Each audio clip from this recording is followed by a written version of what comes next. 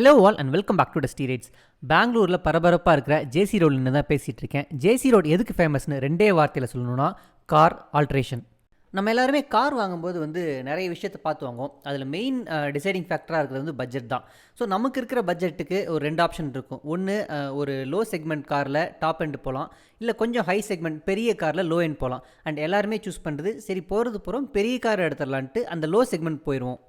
Car வாங்கினதுக்கப்புறம் இந்த feature இருந்தால் நல்லா இருந்திருக்குமே அப்படின்னு நமக்கு தோணும். ஸோ அந்த மாதிரி உங்களுக்கு தோணுச்சுன்னா உங்களோட காரை டாப் அண்ட் இல்லாட்டியும் ஒரு மீடியம் செக்மெண்ட்டுக்கு மாற்றி கொடுக்குற இடம் தான் இந்த ஜேசி ரோட். காருக்கு தேவையான எல்லா அக்சசரிஸும் இங்கே கிடைக்கும். உங்களோட ஆண்ட்ராய்டு ஆட்டோ, ஆப்பிள் கார்ப்ளேலேருந்து 360 டிகிரி கேமரா, ஆம்பியன்ட் லைட், உங்களுக்கு சன்ரூஃப் கூட வச்சு கொடுப்பாங்க. அப்புறம் நல்ல மியூசிக் சிஸ்டம். இவங்க கை வைக்காத சில விஷயம்னா எக்ஸ்ட்ரா ஏர்பேக் இன்ஸ்டால் பண்ணுறதோ, இல்லை க்ரூஸ் கண்ட்ரோல், இந்த மாதிரி தவிர steering mounted control, rear view camera, இது எல்லாமே இவங்க பண்ணி கொடுக்குறாங்க. இந்த வீடியோவில் மொத்தம் 4 விஷயம் பார்க்க போகிறோம். ஒன்று, இந்த ஜேசி ரோடில் என்னென்ன அக்சசரிஸ்லாம் கிடைக்கும், என்னென்ன சர்வீஸ்லாம் ப்ரொவைட் பண்ணுறாங்க. ரெண்டாவது, நான் ப்ரீஸா எல்டிஏயை என்னென்ன ஃபீச்சர்ஸ்லாம் போட்டு ஒரு வீடியோ ரேஞ்சுக்கு கொண்டு வந்தேன். மூணாவது, இங்கே நீங்கள் எவ்வளோ கேர்ஃபுல்லாக இருக்கணும், நீங்கள் எந்த மாதிரி பேரம் பேசணும், போனோன்னே என்னென்னலாம் பண்ணுவாங்க, ஸோ நீங்கள் எவ்வளோ கேர்ஃபுல்லாக இருக்கணுங்கிற மாதிரி அந்த டிப்ஸ் கொடுக்க போகிறேன். நாலாவதாக, என்னென்ன இஷ்யூஸ்லாம் நீங்கள் ஃபேஸ் பண்ணலாம், அதுக்கெல்லாம் ரெடியாக இருந்தால் நீங்கள் இந்த சேஞ்சஸ்லாம் பண்ணலாமா அப்படிங்கிற விஷயத்தை பற்றி பார்க்க போகிறோம்.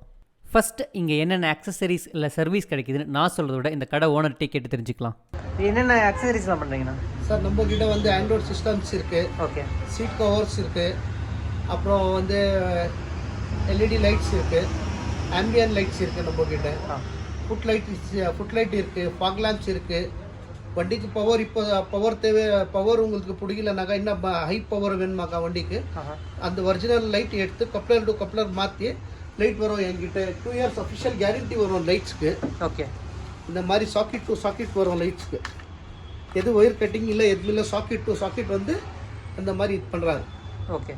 இது 2 years கேரண்டி இது ஐட்டம். இது ஹை பவர் 150 watts இது. ஓகே. 6000 கெல்வின் இது. அது நம்ம கிட்ட. அப்புறம் சப்வூஃபரு, ஆம்பிளிஃபயரு, இது ஆடியோ ஃபுல் ஹையர் எண்ட் வேணுமா ஹையர் எண்ட் ஆடியோ பண்ணித்தரேன். நார்மல் வேணுமா நார்மல் பண்ணித்தரேன். இது எல்லாத்துக்குமே ஆண்ட்ராய்ட் சிஸ்டம். இது எல்லாங்கிட்ட என்கிட்ட இருக்கிறது பிராண்ட் இது. ஓகே. நிறைய கடையில் போய் பார்த்தா 1 2 ஆண்ட்ராய்டு வச்சுன்னு இருப்பார். நம்ம கிட்ட இல்லை, ஒரு 10 ஆண்ட்ராய்டு இருக்குது, 10 மாடல் இருக்குது. 10 மாடலில் கஸ்டமர் செலக்ட் பண்ணிட்டா இந்த மாடல் வேணுமா அந்த மாடல் தரேன். வித் 360 டிகிரி கேமராவோட இருக்குது என்கிட்ட. ஓகே. வித் இன்ஸ்டாலேஷன் பண்ணி தரேன். வித்தவுட் இன்ஸ்டாலேஷன் வேணுமா வித்தவுட் இன்ஸ்டாலேஷன் அங்கே கடை வீட்டுக்கிட்ட பஞ்ச் பண்ணினா அங்கே அனுப்பிச்சிட்டு பண்ணித்தரேன். ஓகே. அவங்க வரப்போ சார்ஜ் கொடுக்கணும். நீங்கள் சீட் கவர்லாம் எவ்வளோலேருந்து ஸ்டார்ட் ஆகுதுண்ணா? சீட் கவர் எல்லாம் உங்களுக்கு ஒரு 3000 ரூபாயிலேருந்து ஸ்டார்ட் ஆகும். 3000 ஸ்டார்ட் ஆகுது. 3000 ருபீஸ்லேருந்து ஸ்டார்ட் ஆகும். ஃப்ரண்ட் அண்ட் பேக் ரெண்டுமே. ஆமாம். 5 சீட்டர் வண்டி 3000 ருபீஸில் ஸ்டார்ட் ஆகும். இன்ஸ்டலேஷன் சேர்த்தா? ஆமாம், வித் இன்ஸ்டாலேஷன். மற்ற ஆண்ட்ராய்டு ஆட்டோலாம் எவ்வளோ ஸ்டார்ட் ஆகும்? ஆண்ட்ராய்டு ஆட்டோ எல்லாம் உங்களுக்கு ஒரு 7500 ருபீஸ் ஸ்டார்டிங் ஆகும். ஸ்டார்டிங்கு. கார்ப்ளே ஆனால் உங்களுக்கு 12500 ருபீஸ் ஆகும் ஸ்டார்டிங்கு. 4+32 தரேன்.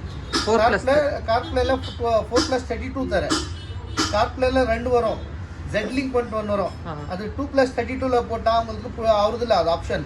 4+32ல மாற்றினா தான் அதில் உங்களுக்கு ஆப்ஷனாக கரெக்டாக ஒர்க் ஆகும். 4GB எவ்வளோ வருது? 4GB ரேம், 32GB இன்டர்னல் வரும். 12500 rupees with reverse camera with frame fitting எல்லாம் சேர்த்து 12500. ஓகே. வேறு ஒர்க்குங்க? வேறு நம்ம கிட்ட வண்டி ஆம்ரெஸ்ட் இருக்குது. வண்டி ஒரிஜினல் ஆம்ரெஸ்ட்டாக கிடைக்கும். இந்த மாதிரி யூனிவர்சல் ஆம்ரெஸ்ட் வேணுமா யூனிவர்சல் ஆம்ரெஸ்ட்டு கிடைக்கும்.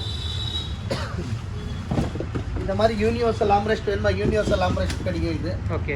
இது இருக்குது. அப்புறம் ப்ரொஜெக்டர் லேம்ப்னு சொல்கிறாரு, ஃபாக் லேம்ப்ஸ்க்கு. ஓகே. இப்போ நிறையா வண்டியில் ஹெட்லைட்ஸ்க்கு எது அப்கிரேட் பண்ணிட்டு ஆகுறதில்ல.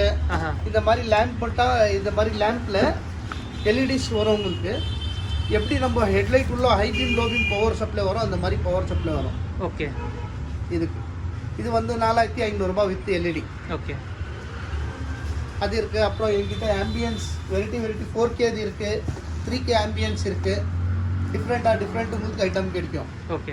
என்ன வேணும் வாங்க, வித் இன்ஸ்டாலேஷன் ரீசனபிள் ப்ரைஸில் பண்ணி தரேன் வாங்க. உங்கள் ஃபோன் நம்பர்? 98458 90689. ஓகேண்ணா, தேங்க்ஸ்.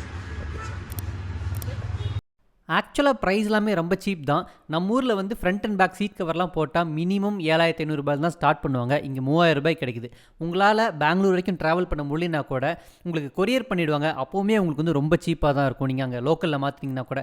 அப்புறம் ஆண்ட்ராய்டு ஆட்டோலாம் பார்த்தீங்கன்னா உங்களுக்கு எவ்வளோ 4GB ரேம் இருக்கிற Android Auto with camera and installation 12,500ங்கிறது நிஜமாலுமே நல்ல டீல் தான். அடுத்து வந்து நான் இங்கே என்னென்னலாம் சேஞ்ச் பண்ண வந்தேன்னு பார்க்கலாம். ஸோ இந்த காரில் வந்து இது எல்டிஐ மாடல். ஏற்கனவே அலாய் வீல்ஸும் வந்து டச் ஸ்க்ரீனும் போட்டுருந்துச்சு. பட் என்னென்னா டச் ஸ்க்ரீன் போட்டதுக்கப்புறம் என்ன ஆகிடுச்சுன்னா, முன்னாடி வந்து நார்மல் செட் இருந்தப்போ ட்ரைவ் பண்ணிட்டுருக்கும்போது நம்ம வந்து ரோடை பார்த்துக்கிட்டே வந்து வால்யூம் குறைக்கிறதே தெரியுது, இல்லை நெக்ஸ்ட் சாங் சேஞ்ச் பண்ணுறது, இது எல்லாமே பண்ண முடியும். பட் டச் ஸ்க்ரீன் வந்ததுக்கப்புறம் நம்ம ஸ்க்ரீனை பார்த்து பண்ணுற மாதிரி இருந்துச்சு. அது கொஞ்சம் சேஃப்டி இஷ்யூ. ஸோ அதனால் என்ன பண்ணுவோன்னா, ஃபஸ்ட்டு வந்து இந்த ஸ்டியரிங்கில் கண்ட்ரோல் வைக்கணும்னு ஒன்று சொன்னேன். ரெண்டாவது ஸ்பீக்கர்ஸ் வந்து கொஞ்சம் நல்லாவே பழசாயிடுச்சு, அங்கங்கே வந்து டேமேஜே ஆகிடுச்சு. அதனால் சவுண்ட் குவாலிட்டி ரொம்ப கம்மியாக இருந்துச்சு. சரி, ஒரு நல்ல ஹார்மன் காம்பனன்ட் ஸ்பீக்கர் போடணும். மூணாவது ரியர் சீட்டுக்கு வந்து ஹெட்ரெஸ்ட் இல்லை, ஏன்னா வந்து பேசிக் வேரியண்ட்டில் ஹெட்ரெஸ்ட் வராது. ஸோ அந்த ஹெட்ரெஸ்ட் வைக்கணும். ஸோ காரில் பழைய ஸ்பீக்கர் போயிடுச்சு. புதுசில் வந்து எது போடலாம் டிசைட் பண்ணப்போ சரி ஹார்மன் போயிடலாம் டிசைட் பண்ணேன். ஹார்மனில் வந்து ஃப்ரண்ட்டில் வந்து காம்பனன்ட் ஸ்பீக்கரும் ரியரில் வந்து கோஆக்சிலும் போடலாம் டிசைட் பண்ணேன். ரியரில் வந்து காம்பனன்ட் போட முடியாது, என்னென்னா வந்து ட்வீட்டருக்கு தனியாக ப்ரொவிஷன் நிறைய காரில் இருக்காது. ஸோ ரியரில் வந்து கோஆக்சியல்னால் வந்து ஒரே ஸ்பீக்கரில் பாருங்கள், ஊஃபரும் இருக்கும், இங்கே குட்டியாக ட்வீட்டரும் இருக்கும். காம்பனன்ட் அப்படி இல்லை, ஊஃபர் தனியாக இருக்கும், ஸ்பீக்கர் தனியாக இருக்கும். இதை வந்து இதுக்கு வந்து கனெக்டர் வந்து கிராஸ் ஓவர் தனியாக கொடுத்துருப்பாங்க. காம்பனன்ட் ஸ்பீக்கரோட எம்ஆர்பி பார்த்தீங்கன்னா வந்து 7,000 வரும், ஆன்லைனில் 5,000 கிடைக்குது. இதுவே வந்து கோஆக்சியல் எடுத்துட்டிங்கன்னா எம்ஆர்பி வந்து 3,200, ஆன்லைனில் 2,500 கிடைக்குது. ஸோ ஆன்லைனில் இந்த ஸ்பீக்கர் 4 வாங்கினாலுமே கிட்டத்தட்ட வந்து 7,500 ஆகுது. 4 டோரையுமே ரிமூவ் பண்ணி ஸ்பீக்கர் மாற்றுறதுக்கு இவங்க எடுத்துக்கிற டைம் 1/2 மணி நேரம் டு 3/4 மணி நேரம் தான். ரொம்ப குயிக்காக மாற்றிடுறாங்க. ஒரு 1/2 மணி நேரத்தில் ஸ்பீக்கர் ஒர்க் முடிஞ்சிச்சு. அடுத்தது வந்து ரியர் ஹெட்ரெஸ்ட் செட் பண்ணுறது தான். ஒரு 10 நிமிஷத்தில் வந்து சீட்டை கழட்டிட்டு அடுத்த 2 நிமிஷத்தில் அந்த ஸ்பாஞ்ச் எல்லாமே எடுத்துகிட்டு வெறும் ஃப்ரேம் மட்டும் தான் போட்டு வச்சுருக்காங்க. இதுக்கப்புறம் ஒரு 2 மணி நேரம் கூட ஆகும். என்னென்னா இங்கேருந்து ஃப்ரேமை ஏதாவது ஒரு லேத்துக்கு எடுத்துகிட்டு போயிட்டு அந்த லேத்தில் அந்த ஹெட்ரெஸ்ட் வைக்கிறதுக்கான மவுண்ட்ஸை கொண்டு வராங்க. ஸோ இந்த மாதிரி தான் இருக்கும் அந்த மவுண்ட்ஸு. ஸோ இதில் வந்து ஒரு 4 ஃபிக்ஸ் பண்ணிடுறாங்க. ஃபிக்ஸ் பண்ணிட்டு திரும்ப ஸ்பாஞ்ச் வச்சு அந்த லெதர் எல்லாமே போட்டு பழைய மாதிரியே வந்து எல்லாமே ஸ்டிச் பண்ணிடுறாங்க. ஸ்டிச் பண்ணதும் அந்த சீட்டில் ஒரு ஒரிஜினல் சீட்டில் ஒரு சின்ன கட் போட்டு அங்கே தான் கிளாம்ப் வைக்கிறாங்க. ஸோ இது வந்து அட்ஜஸ்டபிள் ஹெட்ரெஸ்ட் நமக்கு வந்து இதில் ஃபிக்ஸ் பண்ணுவாங்க. அவங்க எவ்வளவோ ஃபோர்ஸ் பண்ணாங்க, அதாவது வந்து சீட் கவர் போட்டுக்கோங்க 3000லேருந்தே ஸ்டார்ட் ஆகுதுன்ட்டு. பட் எனக்கு எப்போவுமே சீட் கவர் போடுறது பிடிக்காது. அதாவது ஒரு காரில் வந்து ஒரு கார் கம்பெனியில் ஒரு சீட் மேனுஃபேக்சரிங் டெஸ்டிங் இதுக்கு மட்டுமே ஒரு பெரிய டீமே ஒர்க் பண்ணுவாங்க. பட் நம்ம அந்த மாதிரி ஒரு எர்கனாமிக்காக இருக்கிற சீட்டில் சும்மா சம்மந்தம் இல்லாமல் ஒரு சீட் கவர் வாங்கி போகிறதுல எனக்கு விருப்பமே இல்லை. ஸோ நான் வேண்டான்னு சொல்லிட்டேன். இதுதான் அவங்க ஒர்க் பண்ணதோட ஃபைனல் அவுட்புட். இன்றைக்கி நான் பண்ணுற கடைசி மாடிஃபிகேஷன் இதுதான். ஸ்டீரிங்கில் வந்து கண்ட்ரோல் வைக்கணும். அதாவது சாங் சேஞ்ச் பண்ணுறதுக்கு, வால்யூம் மாற்றுறதுக்கு, கால் அட்டன் பண்ணுறதுக்கு ZDI மாடல் என்ன இருக்குமோ அதே மாதிரி கண்ட்ரோல் வைக்கணும். ஸோ ஃபஸ்ட்டு என்ன பண்ணுறாங்கன்னா ஏர்பேக் ரிமூவ் பண்ணதுக்கு.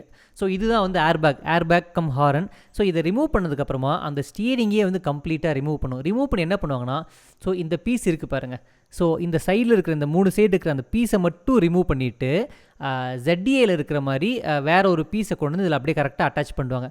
ஃபஸ்ட்டு ஸ்டீரிங்கை செப்பரேட்டாக கழட்டி எடுத்துகிட்டு போயிட்டு ஒரு 2 மணி நேரத்துக்கு அப்புறம் எடுத்துகிட்டு வந்தாங்க. ஸ்டீரிங் எடுத்துகிட்டு போயிட்டு இந்த பட்டன்ஸ்லாம் வச்சு கொண்டு வந்துட்டாங்க. முன்னாடி எப்படி இருந்துச்சுன்னு பாருங்கள், இப்போ எப்படி இருக்குன்னு பாருங்கள். ஸோ இதுதான் டிஃப்ரென்ஸ். இந்த ஒரு பீஸை மட்டுமே மாற்றிட்டாங்க. இதுக்கப்புறம் இன்னொரு ஐட்டமும் மாற்றணும். அதுக்கு பேர் தான் கான்டாக்ட் காயில். அதாவது என்னென்னா, நம்ம ஸ்டீரிங் சுற்றினாலும் கீழே வந்து ஒயர் வந்து ஸ்டேபிளாக இருக்கணும்ல, இல்லைனா சுற்றிக்கிட்டு இருக்கும்போது அந்த ஒயர் கட் ஆகிடும். ஸோ அந்த கான்டாக்ட் காயில் முன்னாடி என்ன தேவைன்னா வெறும் ABS அப்புறம் வந்து ஹார்னுக்கு மட்டும் தான் தேவை. பட் இப்போ இந்த ஸ்டீரிங் கண்ட்ரோல்ஸ்க்கு வேணுங்கனால புது கான்டாக்ட் காயில் போடுவாங்க. ஸோ இந்த மஞ்சள் கலரில் இருக்குது பார்த்தீங்களா, இதுக்கு பேர் தான் கான்டாக்ட் காயில். இந்த ஒர்க் எல்லாமே முடிஞ்சதும் ஃபைனல் ப்ராடக்ட் இந்த மாதிரி தான் இருக்கும். அடுத்து பேக் ரெஸ்ட்டுக்கு எவ்வளோ செலவாச்சுன்னா, பின்னாடி அந்த ஃப்ரேமில் 2 இடத்துல வெல்ட் பண்ணி பேக் ரெஸ்ட்டோட சேர்த்து 4,000 ரூபா சார்ஜ் பண்ணுறாங்க. அப்புறம் ஸ்பீக்கர்ஸ் 4 ஸ்பீக்கர்ஸ், முன்னாடி மட்டும் காம்பனண்ட், அப்புறம் இந்த ஸ்டீரிங் கண்ட்ரோலுக்கும் சேர்த்து 14,000 ரூபா. ரேட் கேட்டால் எனக்கு வந்து ஒரு சூப்பரான டீல் தான் சொல்லுவேன். ஏன்னா நீங்கள் வந்து ஸ்பீக்கர்ஸாக ஆன்லைனில் கம்மி ரேட்டுக்கு வாங்கினீங்கனாலே உங்களுக்கு வந்து 7,500 ஆகுது. அதுக்கு மேலே உங்களுக்கு ஃபிட்டிங்க்கு வெறும் 500 ரூபான்னு கம்மி ரேட்டு போட்டிங்கனாலுமே அதுவே 8,000 ரூபாய் ஆயிடுது. 6,000 ரூபாய்க்கு ஸ்டீரிங் கண்ட்ரோல் சூப்பரான டீல் தான். ஏன்னா நீங்கள் கான்டாக்ட் காயிலோட அந்த ஸ்டீரிங் மவுண்டட் கண்ட்ரோல் தனியாக வாங்குனீங்கனாலே உங்களுக்கு வந்து 5500 வருது ஆன்லைனில். அதுக்கு மேலே இதெல்லாம் ஃபிட் பண்ணும். அது ரொம்ப காம்ப்ளிகேட்டடான ஒர்க் கூட. ஏன்னா வந்து நீங்கள் இந்த கான்டாக்ட் காயிலிருந்து ஒயரை நீங்கள் மேனுவலாக தான் எடுத்து நீங்கள் சாக்கெட்டில் கொடுக்கணும். அது வந்து ப்ளக் அண்ட் ப்ளேலாம் இல்லை. இதுக்கு மேலே ஒரு 3mm ஜாக்கில் கொண்டு போய் நீங்கள் அதுக்கு மேலே வந்து நம்ம ஸ்டீரியோவில் கனெக்ட் பண்ணணும். ஸோ இந்த ஒர்க்குக்கு 6000 நிஜமாலுமே சூப்பரான டீல் தான். மூணாவது விஷயம் நாங்கள் ஃபேஸ் பண்ண இஷ்யூ.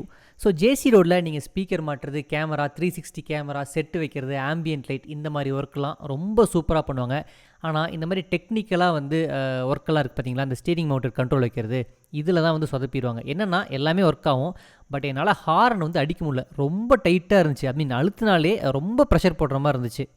ஸோ இந்த பிரச்சனைக்காக நான் வண்டியை வந்து மாருதி ஷோரூம் எடுத்து போனால் அவங்களால ஏர் பேக்கே ரிமூவ் பண்ண முடியல. சார் அவங்க ஏதோ பண்ணும்போது ஃபால்ட் ஆகிடுச்சு, நீங்கள் அவங்களே பார்த்துக்கொண்டாங்க. அவங்க எப்படின்னா அவங்க இந்த மாதிரி கழட்டி மாறு தான் சீக்கிரம் பண்ணுவாங்க. அவங்க வந்து they don't want to put more time. அவங்க வந்து ரொம்ப அதிக மார்ஜின்லாம் வச்சு வாங்குறதில்ல. அதனால் அவங்களுக்கு அந்தளவுக்கு பெரிய அக்கறைலாம் இல்லை. சார் இப்படி தான் டைட்டாக இருக்குன்ட்டாங்க. சரி, அதனால் நான் என்ன பண்ணால் நம்மளே கழட்டி மாட்டலாம்னு முடிவு பண்ணேன். யூடியூப் வீடியோ பார்த்தே வந்து இந்த ஏபிஎஸ்ஸை ரிமூவ் பண்ணேன். 2 நிமிஷம் தான் ஆச்சு. ஷோரூமில் கிட்டத்தட்ட 3/4 மணி நேரம் ட்ரை பண்ணாங்க. அது என்ன பண்ணாங்கன்னு தெரில. அடுத்ததாக வந்து ஒரு கிராஸ் வீல் ஸ்பேனர் வாங்கினேன். அந்த ஸ்பேனர் வச்சு ஸ்டீரிங்கையும் தனியாக கழட்டி எடுத்துட்டேன். ஸ்டீரிங் வீலை கழட்டியாச்சா, சரி இதை வந்து அவசரப்பட்டு பண்ணக்கூடாதுன்ட்டு அப்படியே எடுத்துகிட்டு வீட்டுக்கு வந்தேன். பால்கனியில் உட்காந்து என்ன பிரச்சனைன்னு பொறுமையாக பார்க்க ஆரம்பித்தேன். என்ன பிரச்சனைனா இந்த ஸ்டீரிங்கோட பேஸ்க்கும் இந்த புதுசாக வச்சுருந்த அந்த பிளேட்டும் பாருங்கள், நிறைய கேப் இருக்குது. இந்த கேப் ஜாஸ்தியாக இருக்கனால இதுக்கு மேலே உட்கார ஹார்ன் இன்னும் கொஞ்சம் கேப் ஜாஸ்தியாகி நம்மளால் ப்ரெஸ் பண்ண முடியாத மாதிரி ஆச்சு. ஸோ இதை கலட்டி அது ஏன் கேப் நிறைய இருக்குன்னு அதை பார்த்து ஃபிக்ஸ் பண்ணால் போதும். ஸோ அந்த ஒர்க் அடுத்தேன். கிட்டத்தட்ட 1 மணி நேரம் ஆச்சு. ஏன்னா ரொம்ப பொறுமையாக பண்ணணும். என்ன பிரச்சனைனா அவங்க அவசரமாக பேஸ்ட் பண்ணியிருக்கிறாங்க. ஸோ அதெல்லாமே சிப் பண்ணி எடுத்துகிட்டு ப்ராப்பராக அலைன் பண்ணிட்டு, அப்புறம் ஒயர்ஸ் நடுவில் அங்கங்கே போய்கிட்டு இருந்துச்சு. அதெல்லாம் கரெக்டாக அலைன் பண்ணி ஓரல் தள்ளி விட்டுட்டு ஃபிக்ஸ் பண்ணி பார்க்கும்போது கேப் வந்து நல்லாவே கம்மியாக இருந்துச்சு. எல்லாமே ரெடி ஆனதுக்கப்புறம் திரும்ப வந்து காரில் கொண்டு போய் ஃபிட் பண்ண ஆரம்பித்தேன். ஒயரிங் எல்லாமே பொறுமையாக அவசரம் இல்லாமல் எல்லாமே ப்ளக் அண்ட் ப்ளே சாக்கெட் தான், எல்லாத்தையுமே ஃபிட் பண்ணிட்டு பார்த்தேன். ஸோ இப்போ பார்த்தீங்கன்னா இந்த ஸ்பேஸ் இல்லை. நம்ம திரும்ப ஃபிட் பண்ணதுக்கப்புறம் கொஞ்சம் ப்ராப்பராக இந்த சைடில் இருந்த இந்த கேப்பு, இந்த இந்த எல்லா கார்னர் இந்த கேப்லாம் எடுத்ததுனால ஸோ இது வந்து ஹார்னை பிளாக் பண்ணல. இந்த ஸ்பேஸ் முன்னாடி இது கொஞ்சம் ஹைட்டாக அதனால ஹார்ன் உள்ளே போக முடியல. ஸோ இப்போ ஹார்ன் ரொம்ப ஈஸியாக லைட்டாக ப்ரெஸ் பண்ணாலே அடிக்குது. ஃபஸ்ட் டைமாக ஹார்ன் அடித்தது கேட்டு சந்தோஷப்பட்டது நானாக தான் இருப்பேன். ஏன்னா வந்து ஒரு விஷயம் இல்லைன்னா தான் அது எவ்வளோ கஷ்டம்னு தெரியும். அதுக்கப்புறம் கண்ட்ரோல்ஸுமே நல்லா தான் ஒர்க் பண்ணுது. இப்போ எல்லாமே வால்யூம் அட்ஜஸ்ட்மெண்ட் நடக்குது. ஸோ இதுதான் நான் ஃபேஸ் பண்ண விஷயம். இது எல்லாத்துக்கும் வரும்லாம் அவசியம் இல்லை. எனக்கு இந்த மாதிரி ஆகிடுச்சு. ஸோ மேபி இந்த மாதிரி டெக்னிக்கலாக ஒர்க் பண்ணும்போது உங்களுக்கு வரலாம். அதை திரும்ப ஃபிக்ஸ் பண்ணுற அளவுக்கு உங்களுக்கு பொறுமை இருந்தால் இந்த மாதிரி சேஞ்சஸ்லாம் பண்ணுங்கள். அடுத்ததாக ஜேசி ரோட நீங்கள் போய் ஒரு அக்சசரிஸ் ஃபிட் பண்ணுறீங்களோ இல்லை வேறு ஏதாவது சர்வீஸ் எடுக்கிறீங்களோ எப்படி ஸ்மார்ட்டாக டீல் பண்ணலான்னு சொல்லித்தரேன். ஸோ போகிறதுக்கு முன்னாடி ஒரு 4-5 கடையில் ரேட் விசாரிச்சுக்கோங்க. உங்களுக்கு இந்தந்த ப்ராடக்ட் இந்தந்த பிராண்டில் தான் வேணும் அப்படின்னு சொல்லி ரேட்டை ஃபிக்ஸ் பண்ணிக்கோங்க. போகிறதுக்கு முன்னாடியே பேரம் பேசிக்கோங்க. போகிறதுக்கு முன்னாடி பேரம் பேசுறது ரொம்ப ஈஸி, ஏன்னா நிறைய கடை இருக்குது. ஸோ அதுக்கு முன்னாடியே ரேட்டை ஃபிக்ஸ் பண்ணிட்டீங்கன்னா அவங்க வந்து ஈஸியாக கம்மி பண்ணிப்பாங்க. அடுத்து போனதுக்கப்புறம் நீங்கள் என்னென்ன ஐட்டம்ஸ்லாம் வாங்குனீங்களோ அதெல்லாமே எடுத்து வைக்க சொல்லுங்கள். எனக்கு இதை தான் சேஞ்ச் பண்ணுன்ட்டு. அதுக்கப்புறம் இந்த பிராண்டில் அது நல்லாயிருக்கும், இல்லை இந்த மாடல் வேணாம், இந்த ஸ்பீக்கர் போட்டுக்கோங்க, இதுதான் சரியாக இருக்கும்லாம் சொல்லுவாங்க. அதெல்லாம் கேட்காதீங்க. அப்புறம் ப்ரைஸ் ஃபிக்ஸ் பண்ணும்போது ஆல் இன்க்ளூசிவ், எனக்கு ஃபிட்மெண்ட்லேருந்து வேறு எனக்கு கடைசியில் இது இல்லை அது இல்லைலாம் சொல்லக்கூடாதுன்ட்டு தெளிவாக பேசிக்கோங்க. அடுத்து என்ன பண்ணுவாங்கன்னா, நீங்கள் போன உடனே வந்து இப்போ ஃபார் எக்ஸாம்பிள் ஸ்பீக்கர் மாற்றுறீங்கன்னா, சார் கார் அப்படி ஓரமாக பார்க் பண்ணுறேன்னு சொல்லி கீ வாங்குவாங்க. வாங்கிட்டு ஏன்னா அங்கே ரொம்ப க்ரௌடடாக இருக்கும். நீங்கள் அவங்ககிட்ட கொடுத்துட்டிங்கன்னா பார்க் பண்ணோடனே டக்குன்னு அந்த டோர் எல்லாமே கழட்டிடுவாங்க. ஸோ அதுக்கப்புறம் அவங்க எது சொன்னாலும் நீங்கள் கொஞ்சம் கேட்குற மாதிரி ஆகிடும். ஏன்னா எல்லாமே உங்கள் காரே வந்து எல்லாம் ஓப்பன் ஆகிருக்கு. ஸோ அந்த மாதிரி டைமில் என்ன பண்ணணும்னா, கீஸை கொடுக்காதீங்க. எங்கே பார்க் பண்ணாலும் நீங்களும் கூட உட்காந்துட்டு போங்க. சாவியை வாங்கி கார் லாக் பண்ணிக்கோங்க. அங்கே போய் நீங்கள் வாங்குகிற ப்ராடக்ட்ஸ் எல்லாமே பார்த்துட்டு எல்லாமே ஓகேவான்னு தெரிஞ்சதுக்கப்புறம் அதுக்கப்புறமா கீ கொடுத்து நீங்கள் வந்து அவங்கள ஒர்க்கை ஸ்டார்ட் பண்ண சொல்லுங்கள். ஸோ இதெல்லாமே நீங்கள் தெரிஞ்சிட்டிங்கன்னா உங்களால் கொஞ்சம் ஈஸியாக வந்து காஸ்ட்டை சேவ் பண்ண முடியும். ஏன்னா யூஸ்வலாக அங்கே பண்ணுறதுனா நீங்கள் போன உடனே அவங்க கார் எல்லாத்தையுமே அவங்க பிரிச்சுருவாங்க. ஸோ அதுக்கப்புறம் உங்களோட நெகோஷியேஷனும் பண்ண முடியாது, நீங்கள் கேட்ட ப்ராடக்ட்டும் கிடைக்காம போகலாம். ஸோ பார்த்துக்கோங்க. பட் எனக்கு அந்தளவுக்கு எந்த பேடான எக்ஸ்பீரியன்ஸுமே இல்லை. ஸோ அவர் பேசுனதும் கேட்டிருப்பீங்க. அவரோட நம்பர் நான் டிஸ்கிரிப்ஷனில் போடுறேன். வேணும்னா நீங்கள் வந்து சர்வீஸ்க்கு யூஸ் பண்ணிக்கோங்க. இந்த வீடியோ உங்களுக்கு ஹெல்ப்ஃபுல்லாக இருந்திருக்கும்னு நினைக்கிறேன். காருக்கு தேவையான அக்சசரிஸ் எல்லாமே போட்டாச்சு. கார் வந்து லாங் ரைடுக்கு ரெடி ஆகிடுச்சு. அடுத்த வாரம் ஒரு பெரிய லாங் ரைட் போகிறோம். போயிட்டு உங்களுக்கு நிறைய கண்டென்ட்டோடு உங்களை நான் மீட் பண்ணுறேன். Until then stay tuned and by.